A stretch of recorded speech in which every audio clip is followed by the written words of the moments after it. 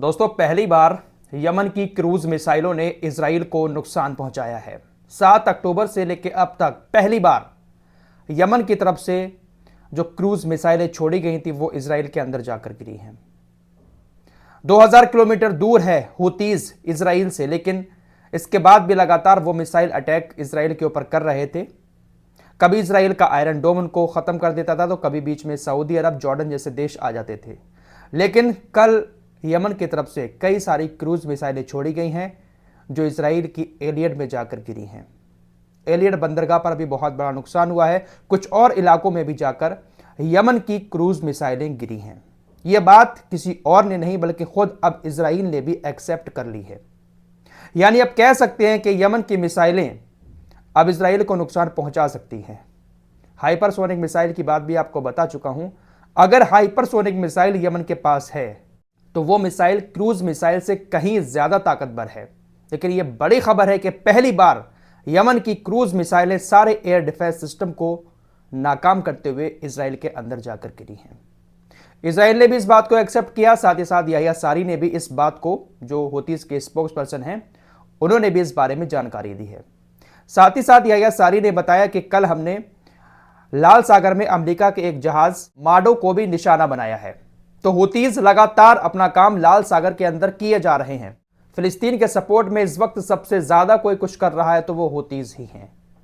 दोस्तों, ये कोई छोटी मोटी बात नहीं है कि यमन से क्रूज मिसाइलें इजराइल के अंदर जाकर गिरी हैं। ताकत का अंदाजा आप लोग लगा सकते हैं। हुतीज के पास कोई कम ताकत नहीं है।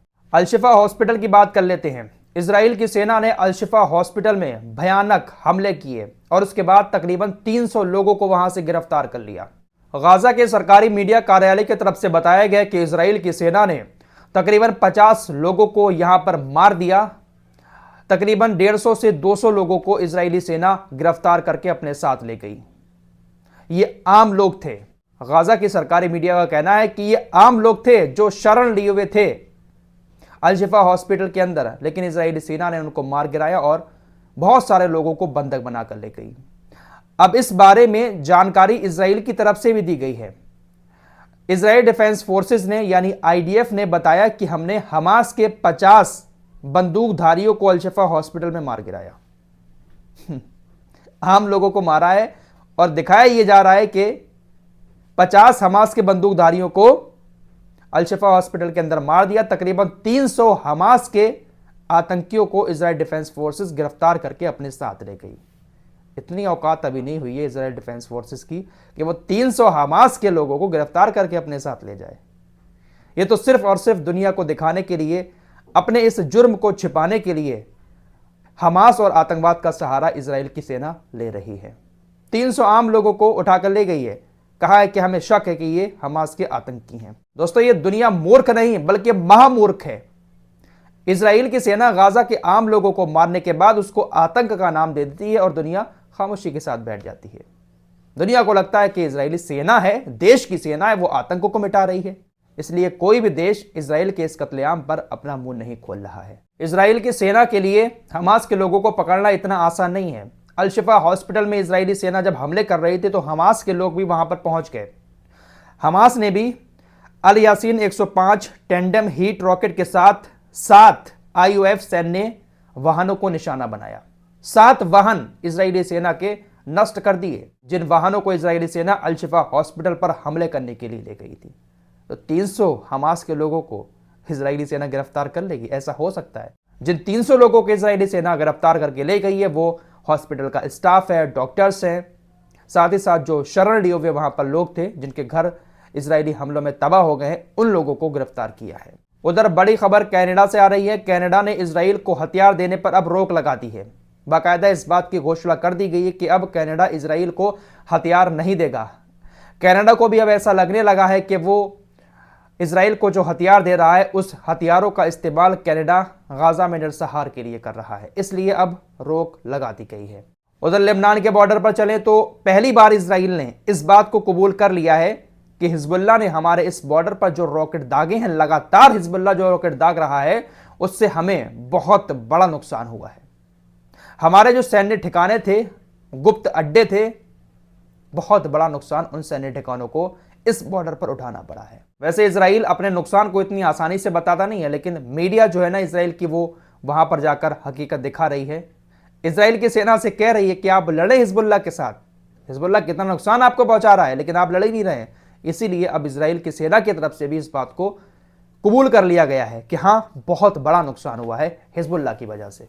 उधर रूस की बात करें तो रूस और यूक्रेन की जंग अभी भी लगातार चल रही है। बड़ी खबर यह आ रही है कि फ्रांस तकरीबन 2000 सैनिकों को यूक्रेन के अंदर उतारने वाला है। फ्रांस अपने 2000 सैनिक यूक्रेन के अंदर भेज रहा है।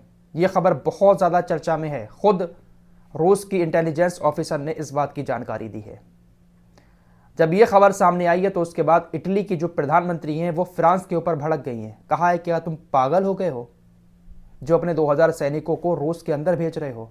अगर आप ऐसा करोगे तो पूरे इलाके में, पूरे यूरोप के लिए रूस खतरा बन जाएगा। यह बेवकूफ़ी ना करें, यूक्रेन में अपने 2000 सैनिक ना भेजें, वरना हम सभी लोग खतरे में आ जाएंगे। वाकई में रूस धमकी दे चुका है कि अगर कोई भी नाटो का देश या नाटो मिलकर यूक्रेन की मदद करता है और हमारे ऊपर हमले करता है तो फिर हमारे निशाने पर सिर्फ यूक्रेन नहीं रहेगा, बल्कि आप सभी लोग आ जाओगे। उधर पाकिस्तानी सेना और तालिबान की सेना के बीच भी मामला काफ़ी गरमाया हुआ है। एक तालिबान के सोल्जर ने ये फोटो शेयर करते हुए लिखा कि हमारी BM-21 मिसाइलें ज़ायोनी शासन के ठिकानों को नष्ट करने के लिए तैयार हैं। तालिबान का यह सोल्जर पाकिस्तान को भी ज़ायोनी शासन बुला रहा है। जैसे इजराइल को ज़ायोनी शासन कहा जाता है ना, तो तालिबान की नज़र में पाकिस्तान भी ज़ायोनी है। न्यूयॉर्क टाइम्स लिखता है कि अमेरिका के समर्थन के बिना इजराइल का फ्यूचर खतरे में है और उसका कोई भी अस्तित्व नहीं है। अगर अमेरिका इजराइल का साथ छोड़ देता है तो इजराइल कहीं का नहीं रहेगा। और वाकई में इस बात में 101% सच्चाई है। और भी जो देश इजराइल की मदद कर रहे हैं वो अमेरिका के कहने पर ही कर रहे हैं। और अमेरिका इजराइल का साथ इतनी आसानी से छोड़ने वाला है नहीं, क्योंकि बाइडेन प्रशासन में जो बड़े बड़े अधिकारी हैं वो ज़्यादातर यहूदी हैं।